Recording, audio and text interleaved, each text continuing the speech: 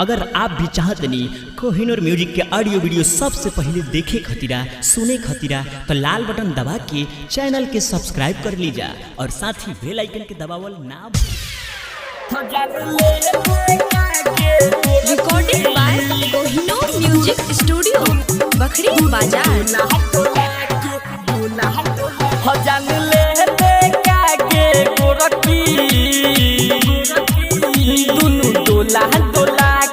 डोला डोला के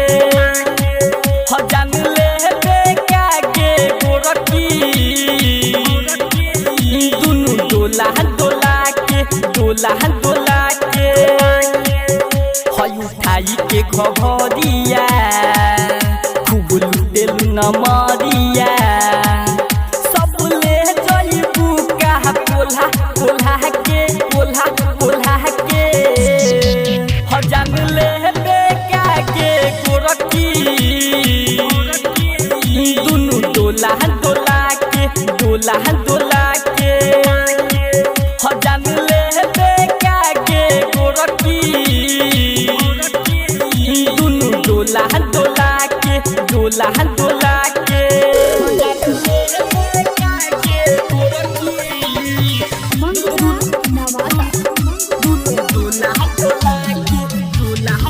नाचता तू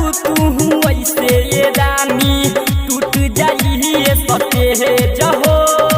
पैसा के हवे मिलल नइखे सुनंग हमरा दहे जहो नाचता तू ऐसे ये रानी टूट जाई सते है जहो पैसा के हवे मिलल नइखे सुनंग हमरा दहे जहो तोह पतरी कोमरिया तोह तीरची नजरिया आँख मारलु कोनो की दबा के जान ले बेका के गोरकी दुनु डोला के जान ले बेका के गोरकी दुनु डोला के recording by Kohinoor music studio Bakhri बाजार। पूरा लचेस्टा भर में रानी बारू तू ही चोख हो चंदन क्रांति ढोली में तोहरा दीही भाला घोप हो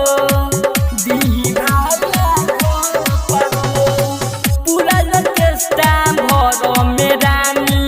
बारू तू ही चोख हो चंदन क्रांति ढोली में तोहरा दीही भाला घोप हो कहे संदीप सवरिया तोह कहता कहनिया सुन सते रमनी के बोला के जान ले बेका के गोरकी दुनु डोला के जान ले बेका के गोरकी